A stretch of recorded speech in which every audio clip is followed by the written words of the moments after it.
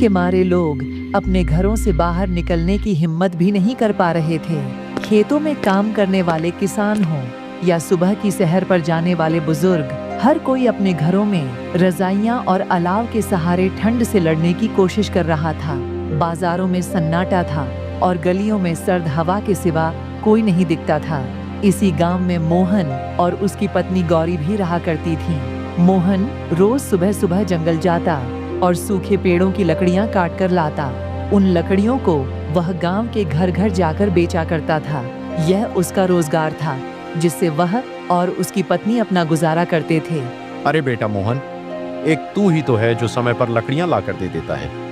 अब इतनी ठंड में आग के बिना गुजारा तो होता नहीं। सच में तेरा बहुत बड़ा एहसान है। चाचा, पेट के लिए तो सब कुछ करना पड़ता है। सुबह हो या शाम, मेरे लिए सब एक जैसा है। कपड़ों की तो बात मत करो, ठंड के लिए सही कपड़े भी नहीं हैं। बेटा, भगवान तुझे सलामत रखे। तुझे देख के लगता है कि मेहनत करने वाले ही असली हीरो होते हैं। इतनी ठंड में भी तू हार नहीं मानता। चाचा, क्या करें, मेहनत के सिवा कोई रास्ता नहीं है। पर कभी कभी सोचता हूँ, क्या यह सब कभी बदलेगा? खैर, अब मैं चलता हूँ। सूरज ढलने से पहले लकड़ियां बेचनी है। मोहन सभी लकड़ियों बेचकर अपने घर चला जाता है।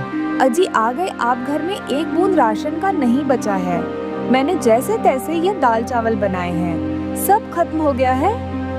सोच सोचकर सर चकरा रहा है कि अब कल क्या पकाए। हाँ, आ गया।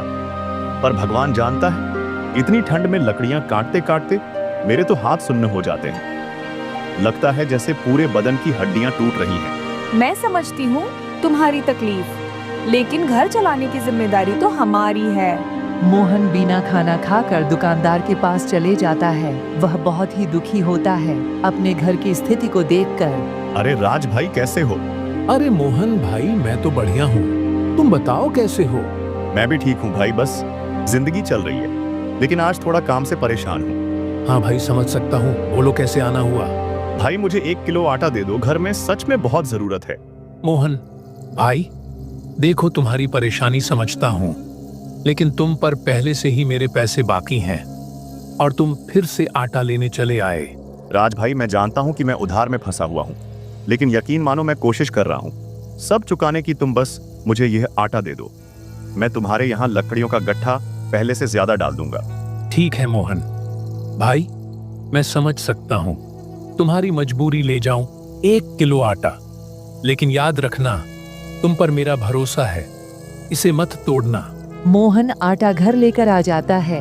गौरी खाना बनाकर मोहन को दे देती है। मोहन खाना खाकर सो जाता है।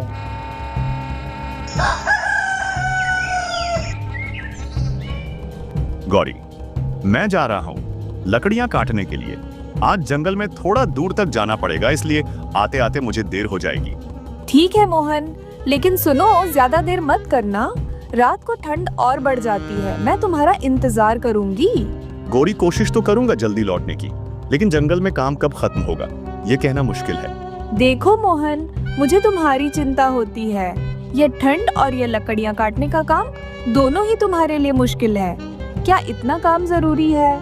गौरी, जरूरी तो है। लकड़ियां ही तो हमारी जिंदगी का सहारा है। इनसे जो पैसे मिलते हैं उसी से घर चलता है। मोहन घर से निकल जाता है। तभी उसे रास्ते में सरपंच जी मिलते हैं। अरे मोहन, कहाँ जा रहे हो इतनी सवेरे सवेरे? सरपंच जी, जंगल जा रहा हूँ। लकड़ियां काटने के लिए ठंड का मौसम है, लकड़ियों की बड़ी जरूरत पड़ती है। अच्छा, वैसे मोहन, मुझे तुमसे एक काम है। मुझे तुमसे 1 कुंटल लकड़ियां चाहिए। काम बड़ा है और मुझे शहर से कुछ मेहमान भी आ रहे हैं। चूल्हे, चौके और गर्माहट के लिए लकड़ियों की जरूरत पड़ेगी। 1 कुंटल लकड़ियां? सरपंच जी, ये तो काफी सारी लकड़ियां हो गई, लेकिन ठीक है, मैं कोशिश करूंगा। देखो मोहन, काम जरूरी है और तुम तो जानते हो कि गांव के हर छोटे बड़े काम मैं तुम्हारा साथ देता हूँ। इस बार मुझे तुम्हारी मदद चाहिए। जी सरपंच जी, मैं समझता हूँ, लेकिन 1 कुंटल लकड़ियां काटने में थोड़ा वक्त लगेगा। क्या 2 दिन का समय दे सकते हैं? 2 दिन ठीक है मोहन, लेकिन ध्यान रखना लकड़ियां सही वक्त पर चाहिए। और हाँ, अगर तुम जल्दी काम पूरा कर सको तो तुम्हें मेहनत आना भी अच्छा दूंगा। फिर मोहन जंगल जाता है और थोड़ी सी लकड़ियों काटकर अपने दोस्त के घर देने चला जाता है। अरे भाई मोहन, कल को 1 किलो लकड़ियां ज्यादा लेकर आ जाना, घर में बहुत जरूरत है। नहीं भाई, कल तो मैं नहीं आ पाऊंगा। कल से सरपंच जी का बड़ा काम करना है। उन्होंने 1 कुंटल लकड़ियों का ऑर्डर दिया है। अरे वाह मोहन, फिर तो तुम्हारे मजे आ गए। 1 कुंटल लकड़ियां, मतलब अच्छा खासा पैसा मिलेगा तुम्हें।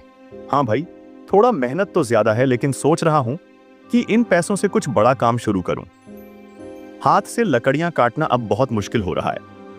अगर यह काम सही से निपट गया तो मैं लकड़ियां काटने के लिए एक मशीन खरीद लूंगा। अरे यह तो बड़ी अच्छी बात है मोहन, मशीन आ गई तो काम भी आसान हो जाएगा और ज्यादा लकड़ियां काट सकोगे। वैसे सरपंच जी का काम कब तक पूरा करना है? 2 दिन का वक्त दिया है। उन्होंने सुबह सुबह जंगल जाना पड़ेगा और दिन भर मेहनत करनी होगी। लेकिन हाँ, अगर यह काम सही से निपट गया तो मेरे लिए यह बड़ा मौका साबित होगा। मोहन अपने घर को चला जाता है। राजू, ये बाहर किससे बातें कर रहे थे तुम? अरे सुनीता मोहन था, वह बता रहा था कि सरपंच जी ने मोहन को 1 कुंटल लकड़ियों का ऑर्डर दिया है। क्या उस भिखारी को 1 कुंटल लकड़ियों का ऑर्डर? यह तो मुझे बिल्कुल भी बर्दाश्त नहीं होगा। उस गरीब को इतना बड़ा काम, अगर वह अमीर हो गया तो? हाँ सुनीता, मैं भी यही सोच रहा हूँ, लेकिन सरपंच जी ने शायद उसकी मेहनत देखकर उसे यह काम दिया होगा। राजू, तुम समझ नहीं रहे हो। जब वह हमारे घर लकड़ियां लेकर आता है, उसके फटे हुए कपड़े, ठंड में कांपता हुआ चेहरा देखकर मुझे बहुत खुशी होती है। उसकी गरीबी हमें उसकी जगह दिखाती है। अगर वह अमीर हो गया तो हमारा उससे ऊपर होकर एहसास खत्म हो जाएगा। यह मैं बिल्कुल भी नहीं चाहती। तुम ठीक कह रही हो सुनीता। अगर मोहन का यह काम सफल हो गया तो वह अपनी हालत सुधार लेगा और फिर हमारी बातों का उस पर कोई असर नहीं होगा।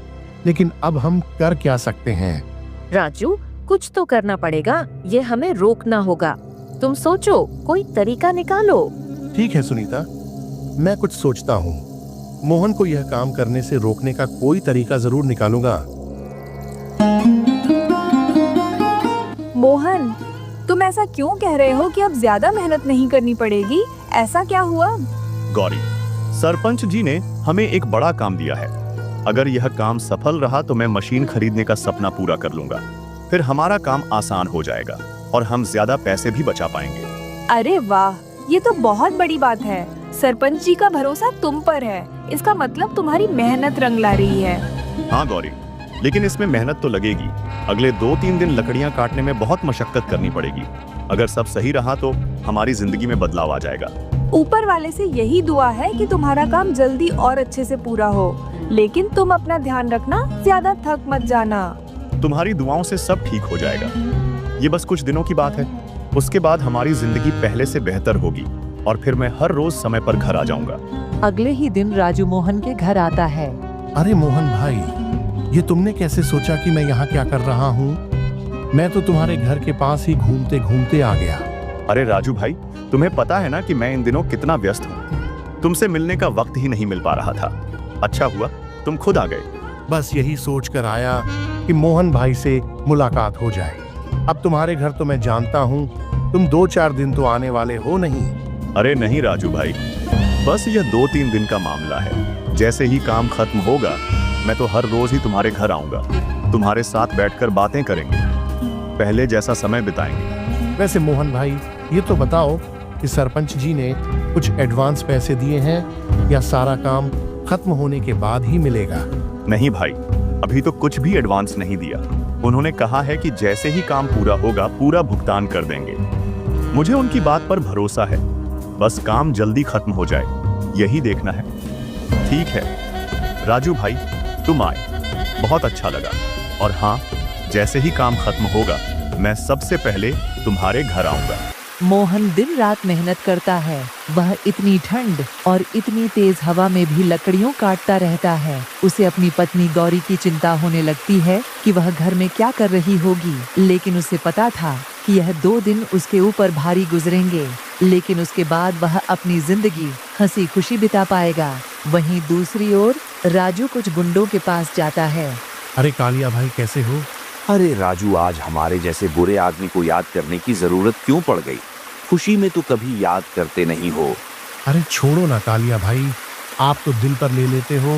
असल में एक छोटा सा काम है आपसे। हाँ, काम के वक्त ही हमारे जैसे लोगों की अहमियत समझ में आती है। चलो बताओ क्या करना है। मेरे घर के पास मोहन नाम का एक आदमी रहता है। हाँ मोहन, वो तो तेरा पक्का यार है ना। हाँ था, पर अब नहीं। उसकी बढ़ती हुई खुशियां और ऊंची उड़ानें देखी नहीं जाती मुझसे। वह समझता क्या है खुद को। अच्छा, तो मसला दोस्ती का कम जलन का ज्यादा है। देख कालिया, वह आजकल सरपंच जी से पैसे लेकर बड़े सपने देख रहा है। अब उसे सही जगह दिखाना जरूरी है। वह आज इसी जंगल से गुजरेगा। तुम उसे रोक लेना, पैसे छीन लेना, और अगर वह ज्यादा अकड़ दिखाए या मना करे तो गोली मार देना। अरे राजू, ये क्या बोल रहा है? वो तो तेरा सबसे अच्छा दोस्त है। दोस्ती की बातें रहने दे कालिया। जब किसी का सुख सहन ना हो तो दोस्ती वोस्ती सब बकवास लगती है। बस तुझसे उम्मीद है कि तू यह काम कर देगा। ठीक है, अगर तू इतना कह रहा है तो तेरा काम हो जाएगा। लेकिन एक बात समझ ले राजू, जिंदगी में जो बीज तू आज बोल रहा है, कल वह फसल बनकर लौटेगा। वही दूसरी ओर मोहन को राजू पर शक हो जाता है। वह जब घर जा रहा होता है तो राजू उसे पर नजर रख रहा होता है। मोहन, तुम्हारा चेहरा इतना गंभीर क्यों है? ऐसा लग रहा है जैसे तुम्हारे मन में कोई बड़ी चिंता है। क्या बात है? गौरी, मुझे लगता है कि कुछ गड़बड़ चल रही है। क्या? कैसी गड़बड़? तुम इस तरह क्यों सोच रहे हो? जब से मैंने अपने पैसों की बात राजू को बताई है, वह अजीब सा व्यवहार कर रहा है। पहले तो वह खुश रहता था, लेकिन अब मुझे लगता है कि वह मुझसे जलने लगा है। राजू, लेकिन वो तो तुम्हारा सबसे अच्छा दोस्त है ना? यही तो बात है गौरी, दोस्ती का नाम लेकर लोग दिल के असली इरादे छुपा लेते हैं। मैंने ध्यान दिया है कि जब से मैंने उससे पैसे लेने की बात की है, वह हमारे घर के आसपास मंडराता रहता है। और तो और, कल मैंने उसे जंगल में देखा। ऐसा लगा जैसे वह मेरा पीछा कर रहा हो। ये तो बहुत गलत बात है। अगर तुम्हें ऐसा लग रहा है तो हमें कुछ करना चाहिए। तुम मुझे बताओ क्या करना है। देखो गौरी, मैं आज सरपंच जी से पैसे लेने जा रहा हूँ। वो पैसे बहुत जरूरी हैं, लेकिन मुझे डर है कि मेरे साथ कुछ गलत हो सकता है।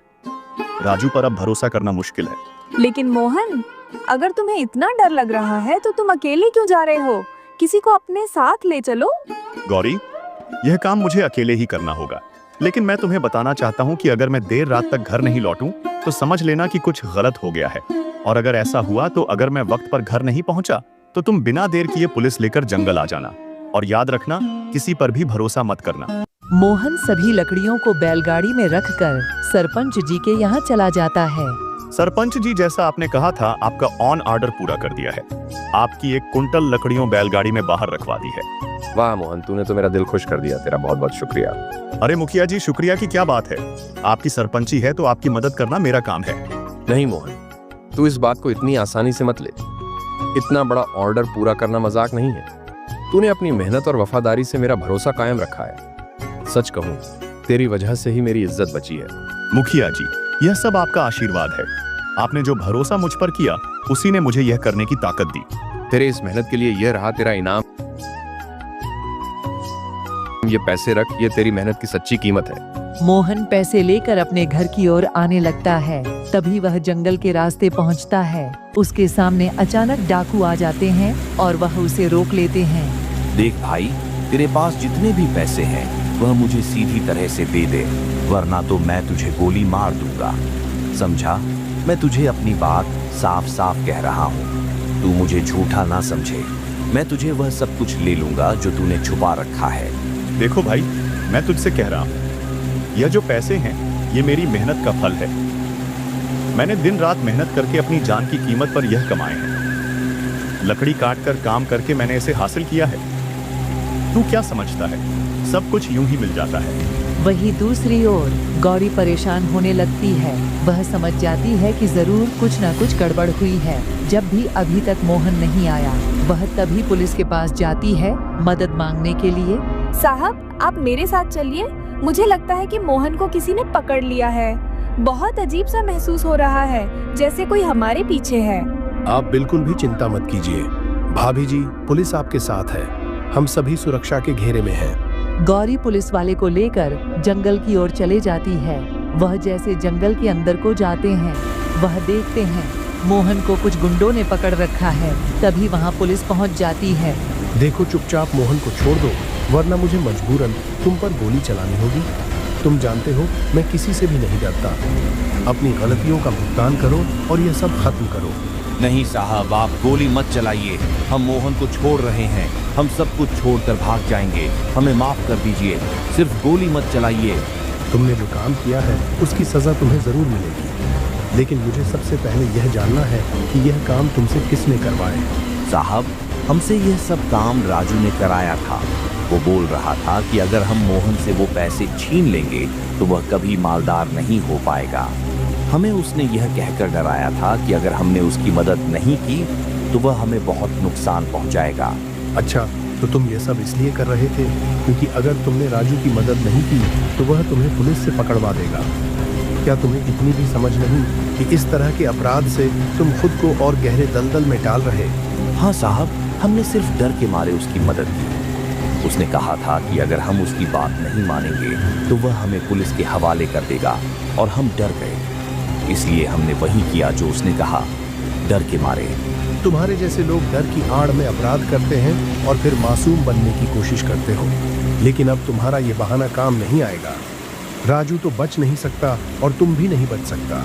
साहब, हमें माफ कर दीजिए। हमने जो किया वह सिर्फ जड़ की वजह से था। हम कभी भी ऐसा दोबारा नहीं करेंगे। माफ करना, तुमने कई अपराध किए। तुम पर पहले से ही कई केस दर्ज हैं। कितने केस माफ करूंगा? बनारी पुलिस राजू के घर जाती है। तुमने जो अपराध किया है उसकी सजा से बचने की कोशिश मत करो। सच कहो और वक्त रहते अपने किए का प्रायश्चित कर लो। साहब, आप ये क्या कह रहे हैं? मैंने कुछ नहीं किया। मुझे फंसाया जा रहा है। झूठ मत बोलो राजू। सच्चाई कितनी भी गहरी दफन हो, उसे बाहर आने में वक्त नहीं लगता, और तुम्हारी सच्चाई तो अब हमारे सामने है। नहीं साहब, ये सब झूठ है। मुझे बदनाम करने की साजिश है। साजिश? तुम्हें लगता है हम बच्चों का खेल खेल रहे हैं? तुम्हारा भांडा फूट चुका है। राजू कालिया ने सब कुछ उगल दिया है। कालिया? उसने क्या कहा? उसने बताया कि कैसे तुमने इस पूरे प्लान की शुरुआत की, कैसे तुमने दूसरों को अपने साथ मिलाया और अपराध को अंजाम दिया। अब तुम बच नहीं सकते। साहब, मुझे माफ कर दीजिए। मैं मजबूर था। मुझे नहीं पता था कि बात इतनी बढ़ जाएगी। मजबूर, यह मजबूरी का बहाना अब अदालत में चलाओ। सच्चाई यह है कि तुम्हारा लालच और जलन तुम्हें यहाँ तक ले आई। हाँ साहब, मैं मानता हूँ, मैं मोहन से जलता था। उसकी तरक्की देखकर मुझसे सहा नहीं गया, इसीलिए मैंने ये सब किया। जलन और गुस्से के कारण तुमने मासूमों की जिंदगी बर्बाद कर दी। तुम्हारी इस गलती ने कई घर उजाड़ दिए। पुलिस वाला राजू को गिरफ्तार करके ले जाता है। राजू के गुस्से ने और राजू के अहंकार ने राजू को जेल जाने पर मजबूर कर दिया। वहीं दूसरी ओर मोहन, जो मेहनती था, इसकी अक्ल और सूझबूझ ने उसे बचा लिया। अब वह मशीन ले आया था। अब वह उसे लकड़ियां काटा था और अपने घर का गुजर बसर किया।